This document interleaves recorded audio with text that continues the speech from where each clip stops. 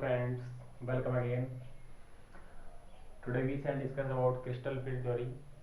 आज की इस क्लास में हम क्रिस्टल फील्ड थ्योरी के बारे में डिस्कस करेंगे. लास्ट क्लास में वीबीटी के कुछ points, hybridization in coordination complex, behaviour of coordination complex, paramagnetic और डायमैग्नेटिक, ये सब आपने डिस्कस किया था. वीबीटी की लिमिटेशन आपने देखी थी कि कॉम्प्लेक्स के कलर के बारे में डिस्कस नहीं करती है VBT, strong field weak field ligand के बारे में नहीं बताती है. और वीबीटी की लिमिटेशन में आपने देखा था कि it doesn't give any data, any quantitative interpretation about magnetic data, यानी मैग्नेटिक मोमेंट कैलकुलेट करके नहीं बताती है. वीबीटी ये तो बता देती कि कौन सा कॉम्प्लेक्स पैरामैग्नेटिक होगा या कौन सा कॉम्प्लेक्स डायमैग्नेटिक होगा, लेकिन वीबीटी ने कभी भी मैग्नेटिक मोमेंट कैलकुलेट करके नहीं बताया. तो इन सब की लिमिटेशन, ये सब जो लिमिटेशन वीबीटी की थी, इनको दूर करने के लिए नेक्स्ट थ्योरी कौन सी थी? Crystal field theory. तो देखते हैं इसके कुछ points. According to this theory there is point charge on metal and ligand. Metal का मतलब यहाँ किससे है? सेंट्रल एटम से. यानी कोऑर्डिनेशन कॉम्प्लेक्स में क्या हुआ? कोऑर्डिनेशन एंटिटी में सेंट्रल एटम और लिगेंड होगा.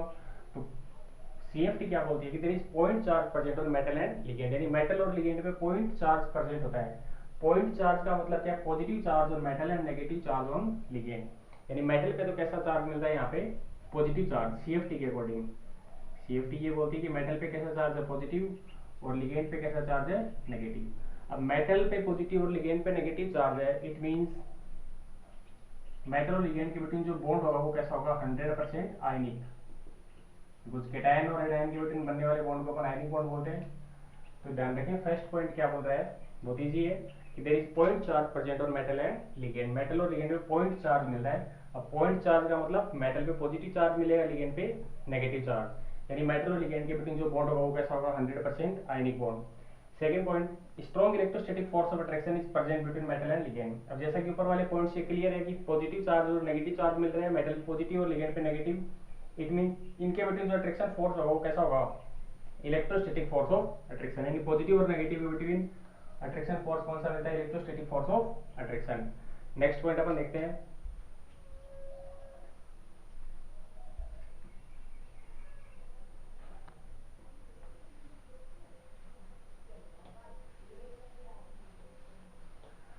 थर्ड पॉइंट में अपन क्या बताते हैं, देखेंगे अभी अपन. थर्ड पॉइंट क्या बोलता है? इन absence of ligand, in absence of ligand, all the d orbital of metal atom are degenerated. metal atom और metal ion, d orbitals of metal ion are degenerated. degenerated का मतलब क्या होता है? सेम एनर्जी है, इक्वल एनर्जी है.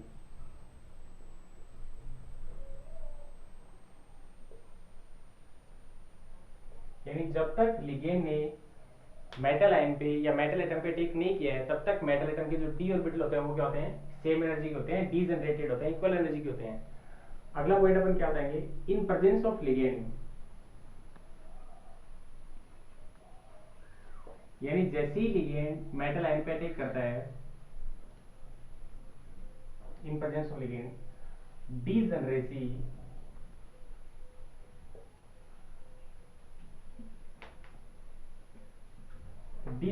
of d orbital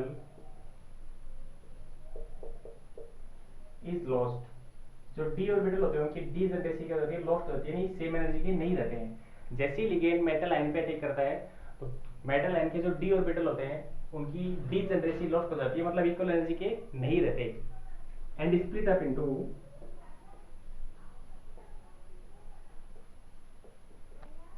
into two energy levels.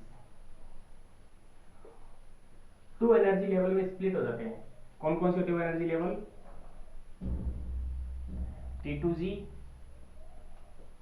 And EG. इस splitting को अपन बोलते हैं crystal field splitting. Crystal field splitting. यानी अपन क्या बता सकते हैं कि जब तक मेटल आयन पे लिगेंड ने अटैक नहीं किया तब तक डी ऑर्बिटल की एनर्जी क्या है? इक्वल. किसके डी ऑर्बिटल?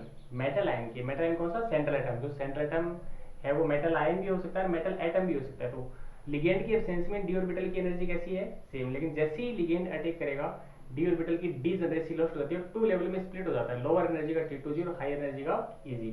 देखते हैं अपन डायग्राम से समझते हैं इस पॉइंट को।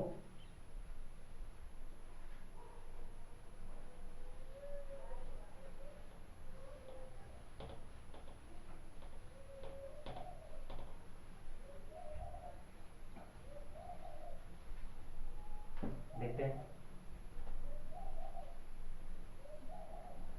ये एरो यहाँ किसको शो कर रहा है, एनर्जी को शो कर रहा है, नहीं नीचे शो कर रही है, अपन जा रहे हैं तो एनर्जी इंक्रीज हो रही है। तो अपन क्या देखते हैं, देखो सेंट्रल मेटल आयन जो है या सेंट्रल मेटल एटम, इसके डी ऑर्बिटल 5 होते हैं, ध्यान रखें, dxy dyz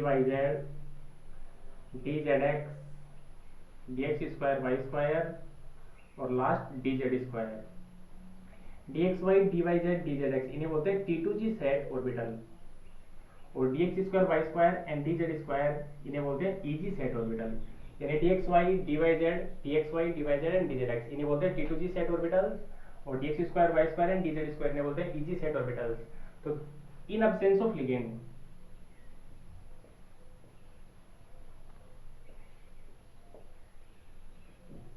लिगेंड की एब्सेंस में ये जो डी ऑर्बिटल है इनकी एनर्जी कैसी है, सेम। आप देख रहे हैं सभी सेम एनर्जी लाइन पे।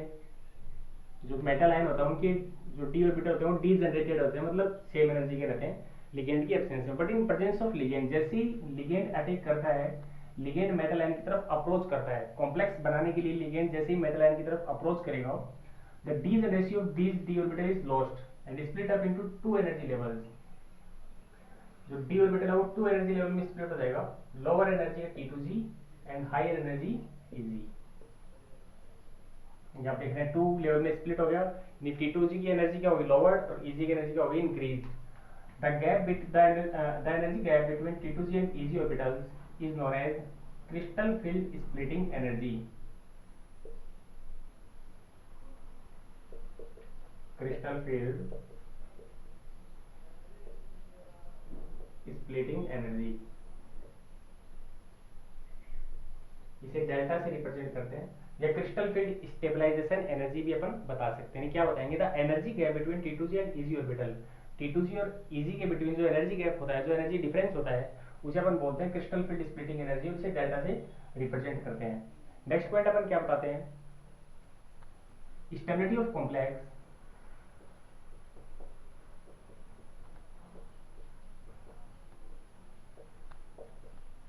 Is directly proportional to CFSE। Complex की जो स्टेबिलिटी होती है वो किसके डायरेक्टली प्रोपोर्शनल होगी, क्रिस्टल फील्ड स्प्लिटिंग एनर्जी के डायरेक्टली प्रोपोर्शनल होगी। यानी CFSE की वैल्यू जितनी ज्यादा होगी कॉम्प्लेक्स की स्टेबिलिटी उतनी ही ज्यादा होगी। तो ये कुछ पॉइंट CFSE के आपने देखे थे, एक बार रिकॉल अपन करते हैं। फर्स्ट पॉइंट आपने क्या बताया कि there is point charge on metal ion, metal and ligand. यानी मेटल और लिगेंड पे क्या होता है, point charge. Point charge means metal पे पॉजिटिव चार्ज, लिगेंड पे नेगेटिव चार्ज। मींस इनके बिटवीन जो बॉन्ड होगा, मेटल और लिगेंड के बिटवीन जो बॉन्ड होगा वो कैसा होगा, 100% आयनिक बॉन्ड। अब आयनिक बॉन्ड है तो अट्रैक्शन फोर्स कौन सा हो जाएगा, इलेक्ट्रोस्टैटिक अट्रैक्शन फोर्स। यानी मेटल और लिगेंड के बिटवीन अट्रैक्शन फोर्स कौन सा हो जाएगा, इलेक्ट्रोस्टैटिक फोर्स ऑफ अट्रैक्शन या electrostatic attraction force. Next point आपने क्या बताया कि in absence of ligand the D orbitals of metal ion are degenerated. यानी लिगेंड की एब्सेंस में, जब तक लिगेंड ने मेटल आयन पे अटैक नहीं किया तब तक डी ऑर्बिटल की एनर्जी क्या रहती है, सेम रहती है, इक्वल एनर्जी के रहते हैं। But in presence of ligand, यानी जैसे ही लिगेंड अटैक करता है, ये किसकी प्रेजेंस में है, लिगेंड की प्रेजेंस में, in presence of ligand, ligand जैसे ही मेटल आयन पे अटैक करता है, this D orbital split up into two energy levels. जो डी ऑर्बिटल होते हैं वो टू एनर्जी लेवल में स्प्लिट अप हो जाते हैं, lower energy T2G orbital and high energy Eg orbitals. The energy gap between T2G and Eg is known as CFSE. T2G और Eg के बीच जो एनर्जी गैप है उसे अपन बोलते हैं क्रिस्टल फील्ड स्प्लिटिंग एनर्जी या क्रिस्टल फील्ड स्टेबलाइजेशन एनर्जी, से डेल्टा से रिप्रेजेंट करते हैं। और लास्ट पॉइंट आप इसमें क्या बता सकते हैं कि stability of complex is directly proportional to CFSE। Complex की जो स्टेबिलिटी होगी वो किसके डायरेक्टली प्रोपोर्शनल होगी, कॉम्प्लेक्स की जो स्टेबिलिटी होगी किसके डायरेक्टली प्रोपोर्शनल होगी, CFSE की डायरेक्टली। यानी more is the value of CFSE, more will be stability of complex. तो ये CFT के कुछ पॉइंट्स आपने डिस्कस किए। अभी स्प्लिटिंग क्यों होती है, कैसे होती है, वो सब अपन देखेंगे। यानी ऑक्टाहेड्रल कॉम्प्लेक्स में स्प्लिटिंग कैसे होती है, टेट्राहेड्रल कॉम्प्लेक्स में स्प्लिटिंग कैसे होती है, स्क्वायर प्लेनर कॉम्प्लेक्स में भी स्प्लिटिंग होती है, बट स्क्वायर प्लेनर कॉम्प्लेक्स आपके सिलेबस में नहीं है। ओनली आपको पढ़नी है crystal field splitting in octahedral complexes and crystal field splitting in tetrahedral complexes. तो ये CFT के कुछ पॉइंट्स आपके सामने रखें। अब ध्यान दें, नेक्स्ट क्लास में अपन splitting in octahedral complex and crystal field splitting in tetrahedral complex discuss करेंगे। लेकिन उससे पहले ट्रांजिशन एलिमेंट जो 21 से लेकर 30 तक के हैं, उसका इलेक्ट्रॉनिक कॉन्फ़िगरेशन मैं आपको लिख के बता देता हूँ। कुछ स्टूडेंट्स के कॉल आए कि सर इनका इलेक्ट्रॉनिक कॉन्फ़िगरेशन आ नहीं रहा, तो उस इलेक्ट्रॉनिक कॉन्फ़िगरेशन आपको बताते हैं कि कैसे लिखते हैं। बिकॉज बीपीटी में हाइब्रिडाइजेशन जैसे ही आप निकालते हैं तो सबसे पहले सीधी बात है, सेंट्रल एटम का या सेंट्रल मेटल आयन जो उसका इलेक्ट्रॉनिक कॉन्फ़िगरेशन ही नहीं आएगा, तो आप हाइब्रिडाइजेशन कैसे निकाल सकते हैं। तो देखो मैं आपको बताता हूँ 21 से लेके 30 तक कैसे निकालते हैं। 21 पे स्कैंडियम आएगा, titanium, vanadium, chromium, manganese Mn25, iron, cobalt, nickel, copper, zinc 30 पे।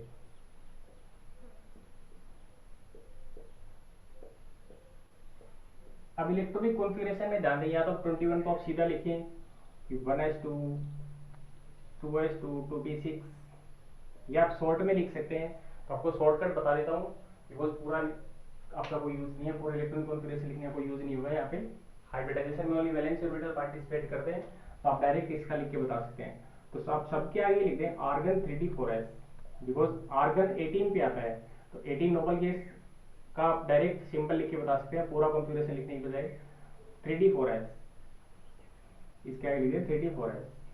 सभी के आगे आप लिख सकते हैं आर्गन 3d4s लिख दिया।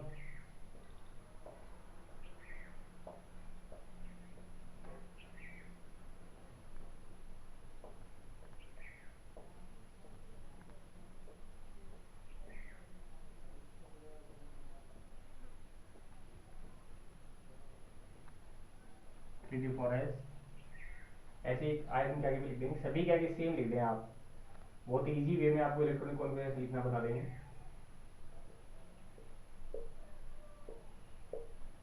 फर्स्ट ट्रांजिशन सीरीज है जो डी ब्लॉक में भी आपको काम आएगी।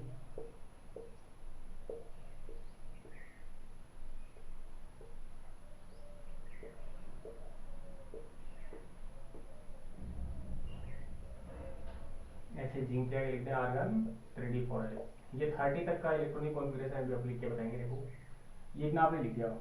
अब देखते हैं 21 एटॉमिक नंबर मींस स्कैंडियम के पास 21 इलेक्ट्रॉन है, तो 18 तक तो आर्गन आ गया। अब कितने इलेक्ट्रॉन रिमेनिंग है, 3 इलेक्ट्रॉन बचे आपके पास, और 3 इलेक्ट्रॉन आपको 3d और 4s में भरने हैं। अब ध्यान दें 3d और 4s में 4s की एनर्जी लो होती है, ठीक है। तो सबसे पहले आप 4s में भरते हैं 2, 18 के बाद 2 यानी 21 इलेक्ट्रॉन बचा हुआ अपनी यहाँ पे रख दिया। अब डायरेक्ट मैं बता रहा हूँ, इसको ध्यान दें 21 फिर डायरेक्ट 22, 23, 24, पूरा देखें आप 25,